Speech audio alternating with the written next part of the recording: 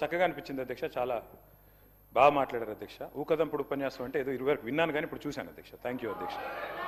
అధ్యక్ష మంత్రి గారు అధ్యక్ష మాకు మిత్రుడు అధ్యక్ష. మాకు ఆ రోజు వారు ఇక్కడున్నారు, మేము అక్కడున్నాం. రోల్ రివర్సల్ అయింది. మీరు అక్కడున్నారు, మేము ఇక్కడున్నాం. That's normal in life. మా బట్టన్న కానీ మా శ్రీధర్ అన్న అంటే నాకు వ్యక్తిగతంగా అభిమానం అధ్యక్ష. అధ్యక్ష కాకపోతే వారు చాలా ఆవేశంగా చెప్పారు అధ్యక్ష, మేము 1 కోటి మందిని కోటీశ్వరులు చేసి తీరుతాం. చేయండి, మేము అబ్జెక్ట్ చేస్తున్నామా? కాకపోతే ప్రశ్నలు అడుగుతున్నాం వారి తరపున. 1 కోటి మంది కోటీశ్వరులు అవుతే $100 ట్రిలియన్ అవుతుంది కదా అన్న. తప్ప శ్రీధర్ అన్నది మీరు 4 కాదు తప్పేసిండ్రేమో. గవర్నర్ ప్రసంగంలో $4 ట్రిలియన్ తప్పు చెప్పించిండ్రేమో. 100 ట్రిలియన్లు అని చెప్పించేది ఉండే. గవర్నర్ ప్రసంగంలో ఎట్లయితే ఐటీ నెంబర్స్ తప్పైనాయో ఇది కూడా తప్పైందేమో చూసుకోండి అని చెప్పిన. అది కూడా తప్పేనా? గంత ఆవేశం ఎందుకు అధ్యక్ష? 1 కోటి మందిని కోటీశ్వరులు చేసుడు దేవుడు ఎరుగు అధ్యక్ష. ఈ బడ్జెట్లో ఎల్లుండి బట్టిగారు పెట్టే దానిలో నెలకు 2,500 రూపాయలు ఇచ్చే మహాలక్ష్మి పథకం పెట్టండి అధ్యక్ష. కోటీశ్వరులు తర్వాత చేయండి. నెలకు 2,500 నా కథ కాదు అధ్యక్ష.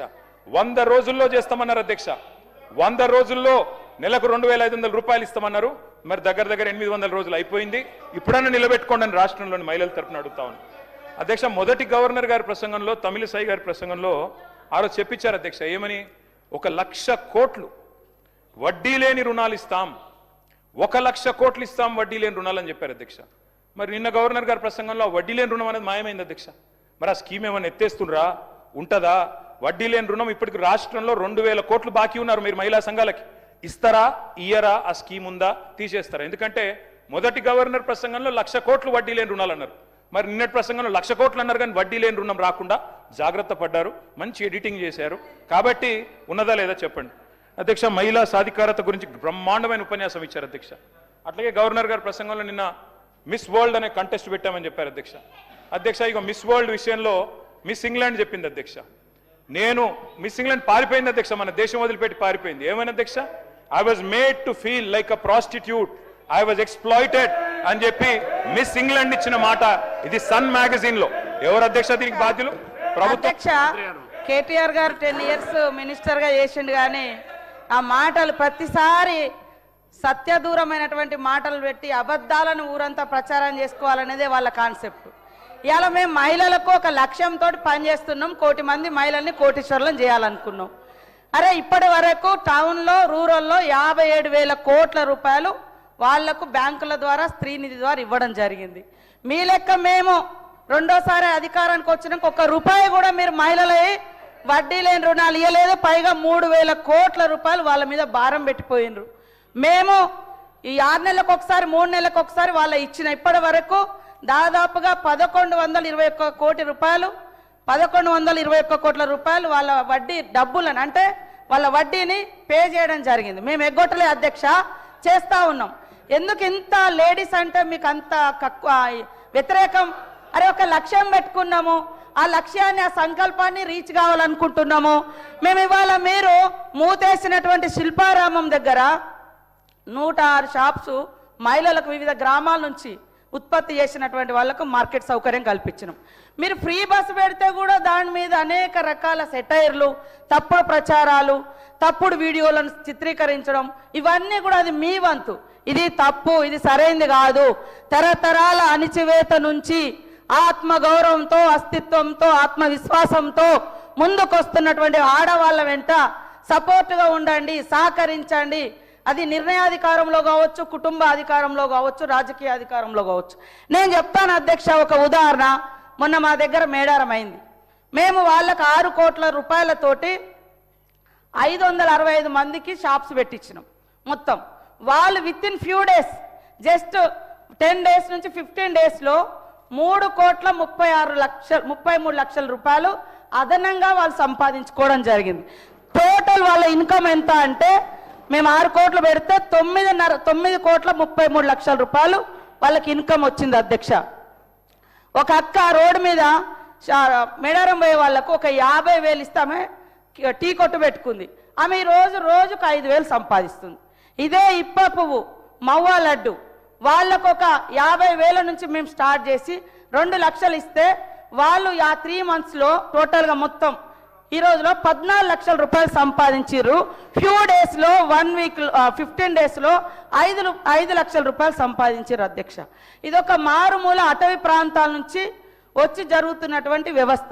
దాన్ని బట్టి మేము వాళ్ళందరికీ ఒక నమ్మకం ఇస్తున్నాం.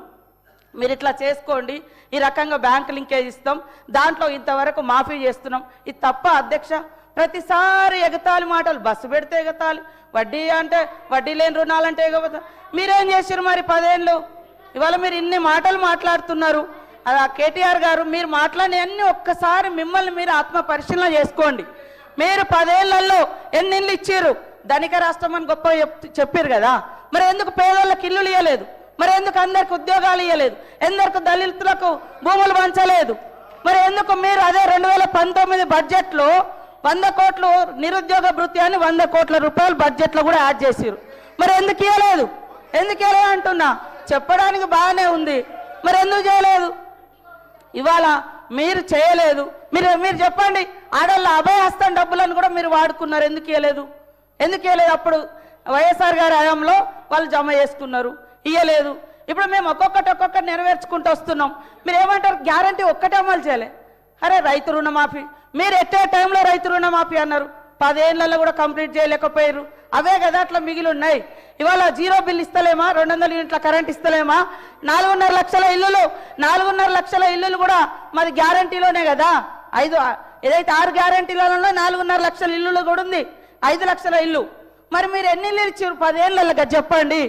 ఇవాళ మీరు ఇవ్వకుండా మీరు ఎంతసేపు బదనం బదనం బదనం, ఇది బంద్ చేయండి. ముఖ్యంగా ఆడళ్ళ పట్ల, అది మీ కుటుంబ సభ్యులైనా బయట మాలాంటి అక్క చెల్లెలైనా ఎదగనివ్వండి అని మేము మాట్లాడు. ఆడళ్ళ మీద నిష్ఠూరాలు ఎందుకు? ఆడళ్ళ బస్సుల మీద నిష్ఠూరాలు ఎందుకు? ఆడళ్ళ వడ్డీ లేని రుణాల మీద నిష్ఠూరాలు ఎందుకు? కాబట్టి ఈరోజు మీరు చేసినటువంటి అప్పుల కుప్ప మూలంగానే ఈరోజు ఈ ప్రభుత్వం అనుకున్న నిర్ణయాలను ఇంకా కంప్లీట్ చేయలేకపోయినాం. మీరు అంతా ధనిక రాష్ట్రం అన్నప్పుడు మీరు ఇచ్చిన హామీలన్నీ ఎందుకు అమలు చేయలేకపోయారో గదానికి ముందు చెప్పండి.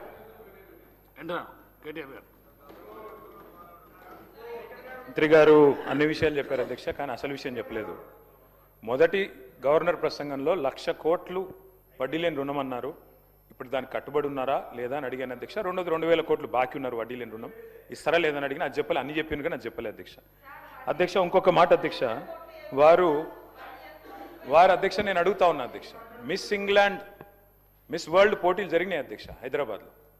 మిస్ ఇంగ్లాండ్ మీలా మ్యాగీ అనే అమ్మాయి ఇక్కడ నుంచి పారిపోయి సన్ మ్యాగజైన్కి ఇంటర్వ్యూ ఇచ్చి అందులో చెప్పింది అధ్యక్ష, అక్కడి నిర్వాహకులు నన్ను ఇబ్బంది పెట్టారు, ఎక్స్ప్లాయిట్ చేశారు, they have sexually exploited me, they have treated me like a prostitute. నా వర్డ్ కాదు, they have treated me like a prostitute. ఎవరి మీద చర్య తీసుకుంటారు దీనికి? ఎవరు బాధ్యులు దీనికి? గవర్నర్ గారి ప్రసంగం మీద మాట్లాడండి.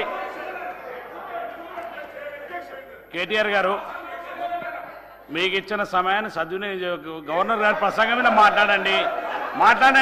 మీరు బయట పేపర్లను తీసుకొస్తాం, మాట్లాడండి. గవర్నర్ గారి ప్రసంగం మీద మాట్లాడండి. స్పీకర్ సార్, గవర్నర్ గారి ప్రసంగంలోదే మాట్లాడుతున్నారు స్పీకర్ గారు.